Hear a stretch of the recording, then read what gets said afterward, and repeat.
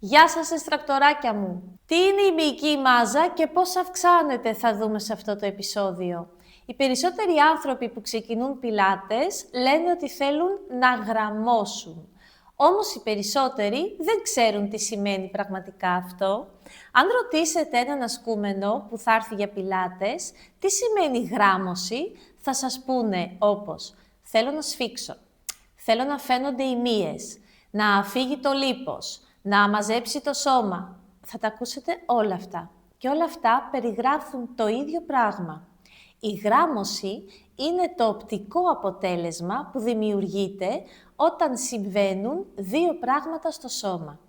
Πρώτον, αυξάνεται η μυϊκή μάζα. Δεύτερον, μειώνεται το ποσοστό λίπους. Όταν υπάρχει περισσότερος μυς και λιγότερο λίπος, το σώμα φαίνεται πιο σφιχτό, πιο δυνατό και πιο καλοσχηματισμένο. Η αύξηση της μυϊκής μάζας λέγεται μυϊκή υπερτροφία. Αυτό σημαίνει ότι οι μύες μεγαλώνουν λίγο και γίνονται πιο δυνατοί, μετά από επαναλαμβανόμενη προπόνηση με αντιστάσεις. Το σώμα έχει έναν πολύ απλό μηχανισμό προσαρμογής. Όταν ένας μυς δουλεύει ενάντια σε αντίσταση, δημιουργείται ένα ερέθισμα. Το σώμα καταλαβαίνει ότι πρέπει να γίνει πιο δυνατό για να αντιμετωπίσει αυτή την αντίσταση. Έτσι ο μυς προσαρμόζεται και γίνεται λίγο μεγαλύτερος και πιο δυνατός. Στο γυμναστήριο αυτή η αντίσταση είναι τα βάρη. Στο πιλάτες αυτή η αντίσταση είναι τα ελαττήρια του Reformer ή της Gundacher ή του Cadillac. Τα ελαττήρια λειτουργούν ακριβώς με την ίδια λογική. Όσο μεγαλύτερη είναι η αντίσταση, τόσο περισσότερο πρέπει να δουλέψει ο μυς. Όμως, για να δημιουργηθεί μυϊκή υπερτροφία, δεν αρκεί μόνο η αντίσταση. Χρειάζονται τρία βασικά στοιχεία. Επαναλήψεις, ένταση, επαναλήψεις μέσα στο χρόνο.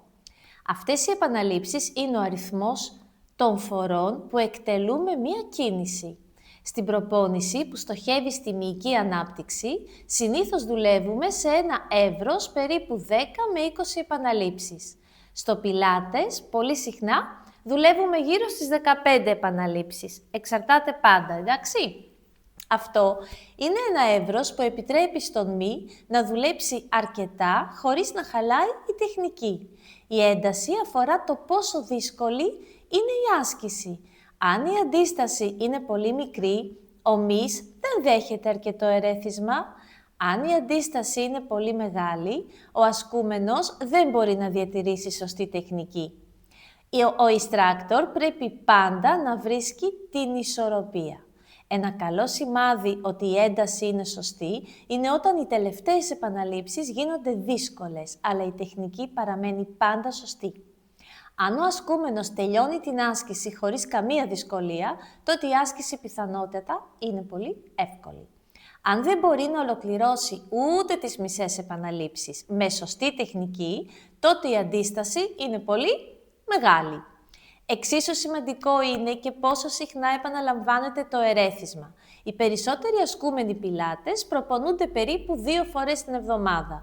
Αυτό σημαίνει ότι σε κάθε μάθημα πρέπει να υπάρχει αρκετή δουλειά για κάθε μυϊκή ομάδα.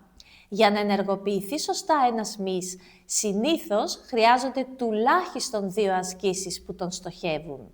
Για παράδειγμα, αν θέλουμε να δουλέψουμε γλουτούς, δεν αρκεί μία άσκηση.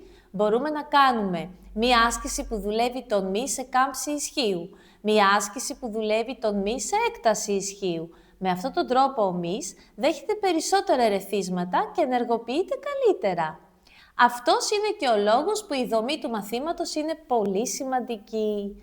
Το σώμα δεν αλλάζει τυχαία, αλλάζει ανάλογα με το ερέθισμα που δέχεται ξανά και ξανά μέσα στο χρόνο. Σας ευχαριστώ πολύ που με παρακολουθήσατε. Τα λέμε στο επόμενο επεισόδιο. Γεια σας, τρακτοράκια μου!